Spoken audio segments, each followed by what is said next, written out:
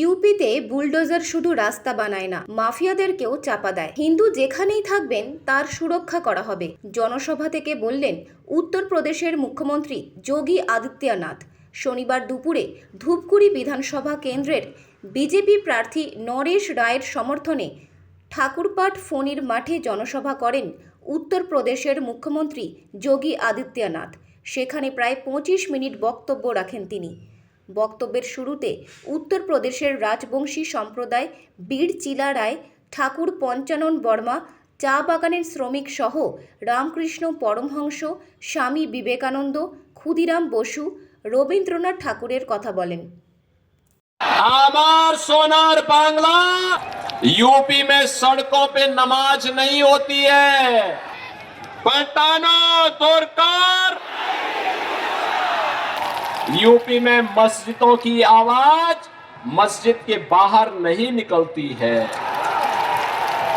UP में गाय नहीं कटती है और हिंदू नहीं बनता है। परिणाम क्या है?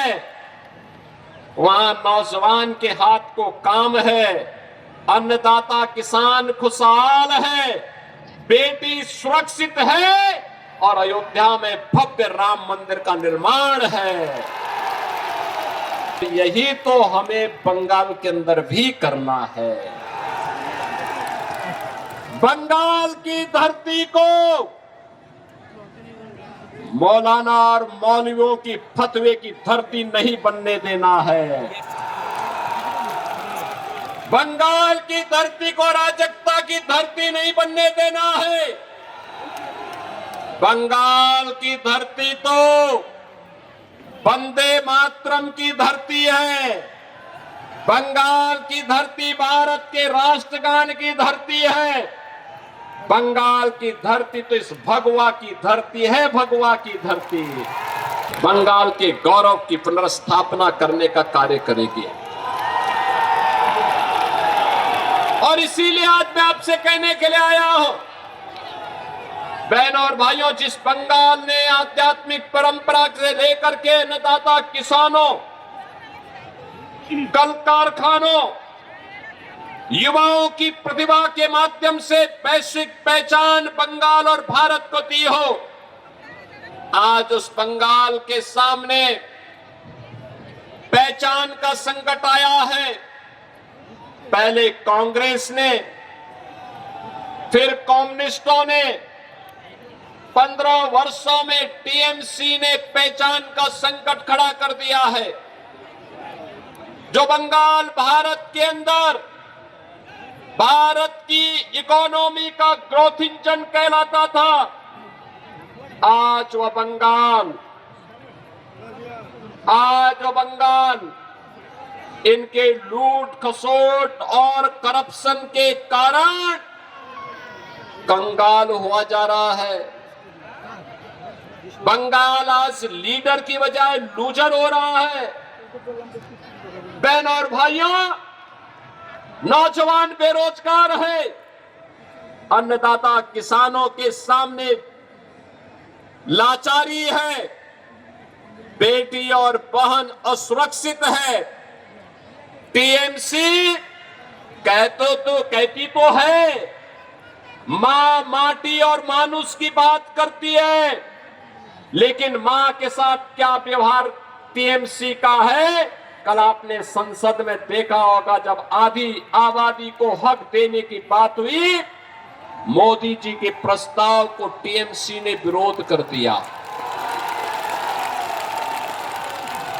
मोदी जी चाहते हैं 2029 में भारत की संसद में, देश की सभी विधानसभाओं में कम से कम 33% महिलाओं का प्रतिनिधित्व होना चाहिए। इतनी सीटें नहीं पड़नी थी, लेकिन टीएमसी, कांग्रेस और कम्युनिस्टों ने नहीं पास होने दिया, प्रस्ताव को गिरा दिया। ये इनकी मां के प्रति और माटी के प्रति क्या व्यवहार है?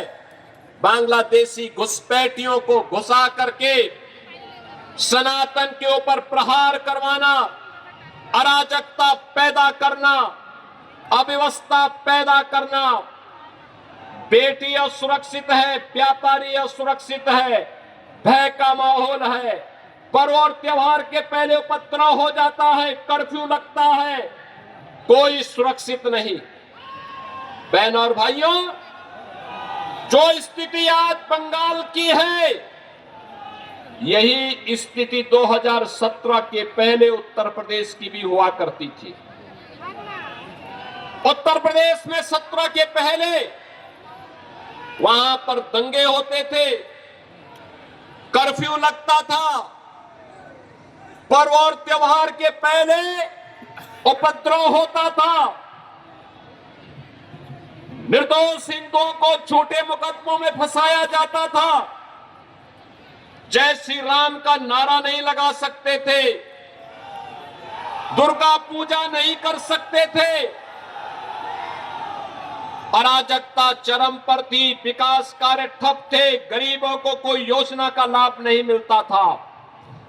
2017 में यूपी के अंदर मोदी जी के आह्वान पर डबल इंजन की बीजेपी की सरकार बनी। डबल इंजन की बीजेपी की सरकार का मतलब क्या होता है, यूपी में जाकर के देखो, यूपी में जाकर के देखो। आज वहां पे ना कर्फ्यू है ना दंगा है, यूपी में सब चंगा है। अब यूपी में कोई असुरक्षा नहीं। आमार सोनार बांग्ला, आमार सोनार बांग्ला, आप कहेंगे चाहिए बीजेपी सरकार, पलटाना दरकार, पलटाना दरकार, पलटाना दरकार। यूपी में सड़कों पे नमाज नहीं होती है, यूपी में मस्जिदों की आवाज मस्जिद के बाहर नहीं निकलती है। यूपी में गाय नहीं कटती है और हिंदू नहीं बढ़ता है। परिणाम क्या है, वहां नौजवान के हाथ को काम है, अन्नदाता किसान खुशहाल है, बेटी सुरक्षित है और अयोध्या में भव्य राम मंदिर का निर्माण है। और यही तो हमें बंगाल के अंदर भी करना है। बंगाल की धरती को मौलाना और मौलवियों की फतवे की धरती नहीं बनने देना है। बंगाल की धरती को अराजकता की धरती नहीं बनने देना है। बंगाल की धरती तो वंदे मातरम की धरती है। बंगाल की धरती भारत के राष्ट्रगान की धरती है।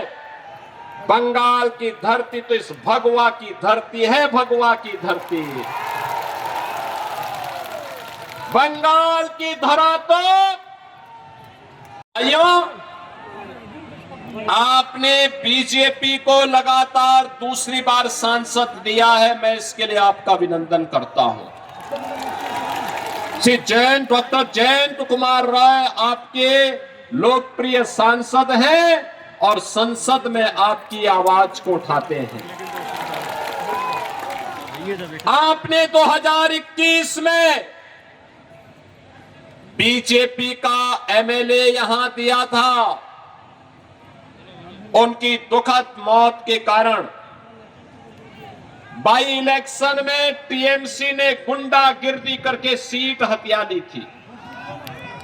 लेकिन आज आप उनको इस सीट पर जबरन कब्जा नहीं करने देना है और इसीलिए आज मैं आपके पास आया हूं।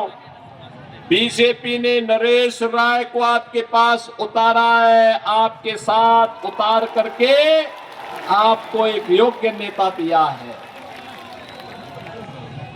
नरेश राय को आपका आशीर्वाद प्राप्त होगा ना बहनों और भाइयों। एक टीएमसी के टेरर को टीएमसी के माफिया राज को, टीएमसी के करप्शन को रोकने के लिए बीजेपी एकमात्र डबल इंजन की सरकार, एकमात्र विकल्प है, एकमात्र विकल्प है। बंगाल की धरती को हमें काबा की धरती नहीं बनने देना है।